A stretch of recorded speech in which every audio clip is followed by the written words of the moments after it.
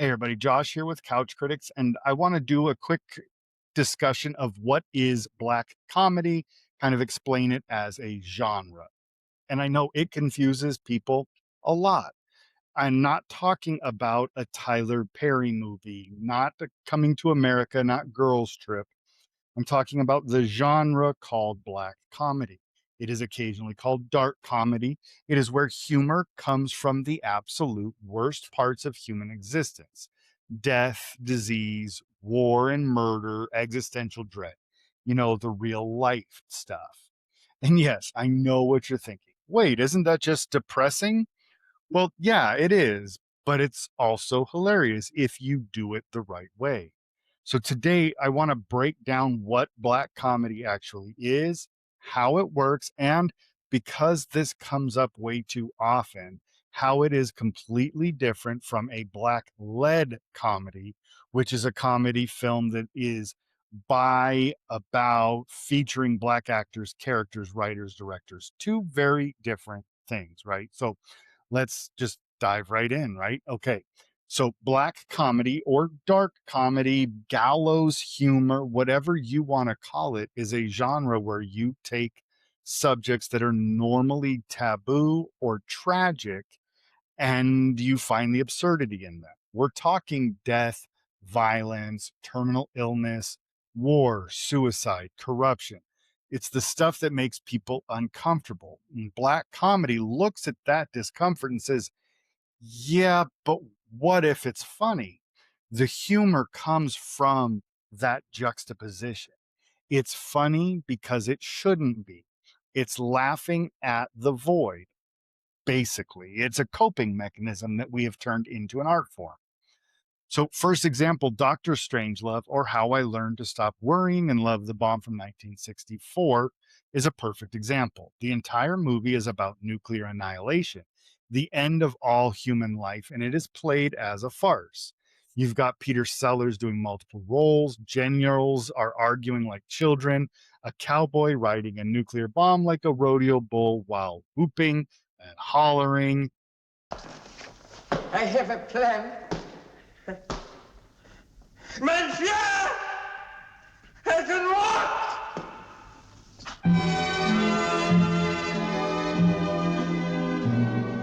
We'll meet again. Don't know when, don't know when, but I know we'll meet again some sunny day. Keep smiling through, just like you always do, till the blue skies drive the dark clouds far away. So The world is ending and Kubrick makes it absurd. That's black comedy. The stakes couldn't be higher, but the tone is ridiculous. Another great example is 1996 Fargo. There's a scene where a guy is shoving another guy into a wood chipper. The whole thing is shot with this cold, detached Minnesota politeness.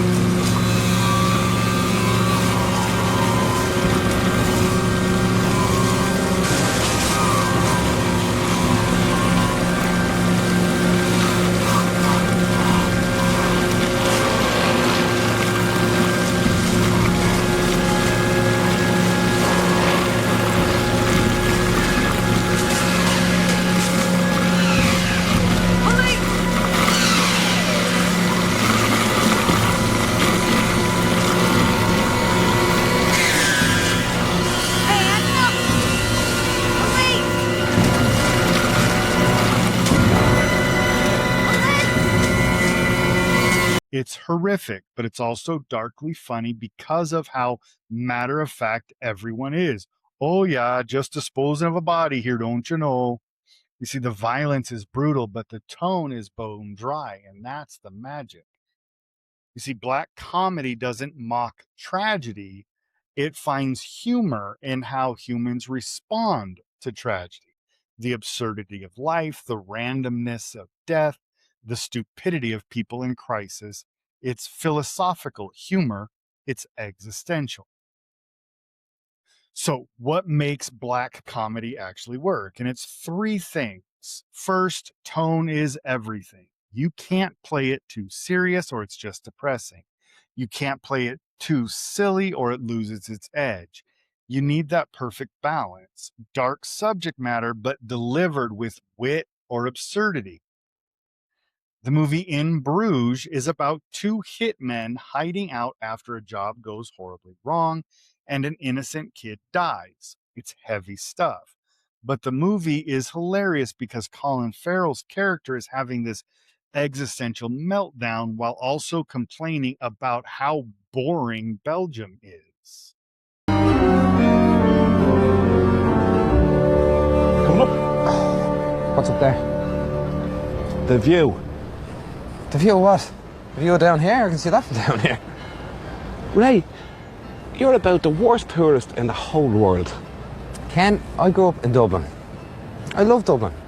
If I'd grown up on a farm and was retarded, Bruges might impress me. But I didn't, so it doesn't.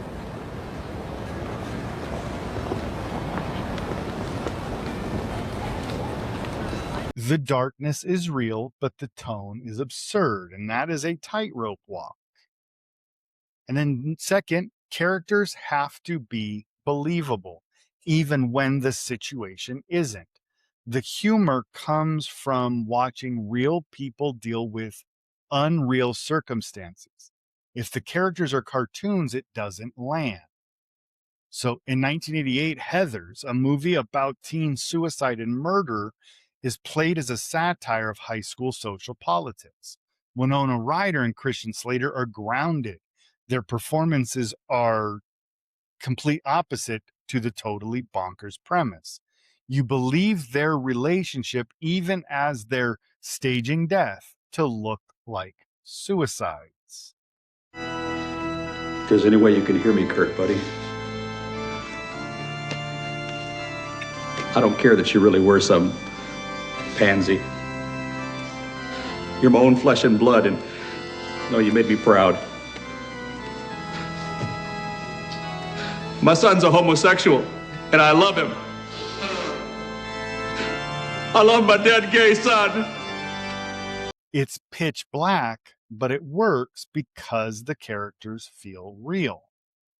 And third, black comedy isn't just being edgy for shock value. The best dark comedies are saying something about society, human nature, mortality, whatever. There is substance under the snark. Example, Bong Joon-ho's Parasite is a black comedy about class warfare. It's funny until it isn't. But even when it gets dark, it's making a sharp point about inequality and desperation.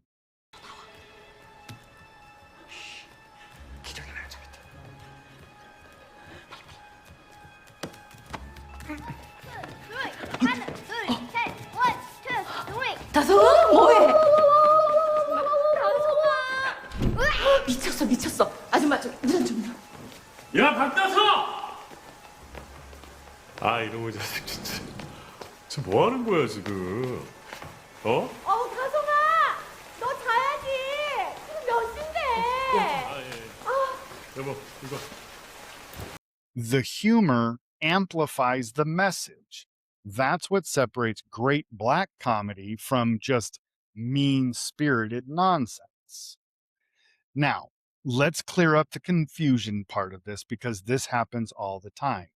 Black comedy, the genre, is dark comedy about death, violence, and existential dread. A black-led comedy, a comedy film featuring black actors, black characters, often black culture, black experiences. These are completely different things. The term black comedy has nothing to do with race. It's called black because it's dark, like black humor, gallows humor. It's about tone and subject matter, not casting. Black lead comedy is something like Coming to America, Girls Trip, Friday, Barbershop, Think Like a Man, films that center black characters and black culture. They can be hilarious, they can be heartfelt, raunchy, romantic, whatever. They can even be dark, but it is not a requirement. So Coming to America from 1988 is a black led comedy. It's Eddie Murphy playing an African prince looking for love in Queens. It's funny, it's charming, it's got great performances, but nobody is having an existential crisis about the meaningless of existence. Sexual chocolate. They play so fine, don't you agree? I believe the children are our future. Thank you. Teach them well and let them lead the way. Show them all the beauty they possess inside. Give them a sense of pride. Make it easier. Some of the good stuff, right? Coming up. Want a Coke? Join the show? Enjoy, young man. I decided long ago never to walk in anyone's shadow. If I fail, if I succeed, you can't take away my dignity. It's a comedy with black leads, not a black comedy in the genre sense. Now, like I said, it's interesting because a film can be both. Boots Riley's Sorry to Bother You from 2018 is a black-led film and a black comedy. It's about a telemarketer who discovers his company is doing deeply evil things, and it gets weird, like body horror weird. It's satirical, dark, absurd, and it's led by Lakeith Stanfield and Tessa Thompson. Young blood, let me give you a tip. Use your white voice. Man, I ain't got no white voice. Oh, come on, you know what I mean. You have a white voice in there, you can use it. It's like when you're pulled over by the police. Oh, no, I just use my regular voice when that happens. I just say, back the fuck up off the car and don't nobody get hurt. All right, man, I'm just trying to give you some game. You want to make some money here? Then read the script with a white voice. People say I talk with a white voice anyway, so why ain't it helping me out? Well, you don't talk white enough. I'm not talking about Will Smith's wife. I'm talking about the real deal, like this young blood. Hey, Mr. Kramer, this is Langston from Regal View. I didn't catch you at the wrong time, did I? It is a black comedy in the genre and a black-led comedy in casting and culture. Both of these things can be true. Or Jordan Peele's 2017 Get Out. It's a horror film, but it's also a black comedy in the genre sense. It is darkly funny, satirical, and absolutely about the horrors of racism, and it just happens to be black-led. Voted for Obama for a third term if I could. Best president in my lifetime, hands down. I agree. See, it's not either or. Categories can overlap, but the point is when someone says black comedy, we're usually talking about the genre, the darker humor, the morbid subjects, and the existential dread. We're not talking about the racial makeup of the cast. And when someone says black-led comedy, they're talking about representation and culture, not necessarily tone. Two different things, both valuable, just different. So to recap, black comedy, a genre where humor comes from dark, taboo, or tragic subject matter. Think Dr. Strangelove, Fargo, In Bruges, Heathers. It's about tone and subject matter. Black-led comedy, a comedy featuring black actors, black culture. Think Coming to America, Girls Trip, Friday, Barbershop. It's about representation. Sometimes you get both, like Sorry to Bother You or Get Out. The confusion is absolutely understandable, but now you know, and as our old G.I. Joe cartoons told us, knowing is half the battle. The other half is actually watching these movies because they're all great, And if you want more genre breakdowns, let me know because I could do this all day long. But as always, thank you so much for watching. Now go forth and appreciate that black, morbid, dark, gallows, existential, terrifying humor because it is good for your soul.